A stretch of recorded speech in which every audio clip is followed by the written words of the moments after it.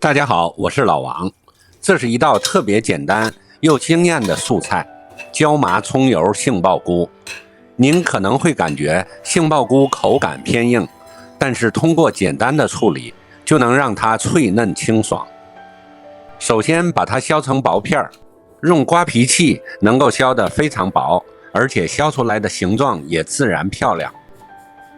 但是最後還是要用刀切，不過一定要切得非常薄，如果切成大厚片，口感就会差很多。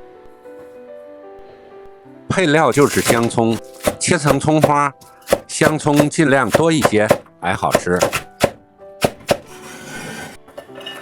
下一步就是把杏鮑菇煮熟，開水下鍋，比普通葉菜焯水的時間要長一些，大概3-4分鐘。生的杏鮑菇比較脆，一焯水韌勁兒就比較足，所以要多煮一會兒。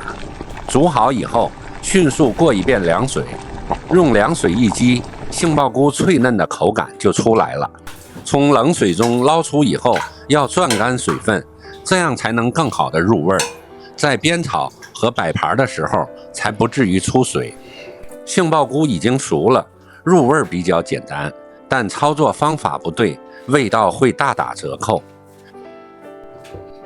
油稍微多放一些，放入花椒以後要小火慢炒。如果用大火，短時間把花椒炸糊了，味道肯定會苦。要讓棕色的花椒慢慢顏色變深，讓麻香味充分釋放到油中，再放幾片薑，豐富一下口味。花椒炸好以後，就把它撈出來，不撈出來會影響口感。為了安全起見，這一步最好關火操作。下一步把蔥花放進來，大火爆香，不過不要把蔥花炒過火。沿着鍋邊把醬油倒進來，這樣高溫激發醬油的脂香。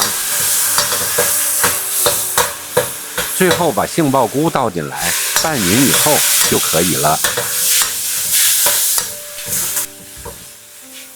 調料其實就這麼簡單，就是為了突出蔥香與椒麻兩種自然的味道，特別符合大眾口味。雖然簡單，但風味十足，擺盤的時候也非常漂亮。你可以適當的裝飾一下，點綴一把白芝麻，既增色又增香。謝謝您的收看，我是老王，我們下期再見。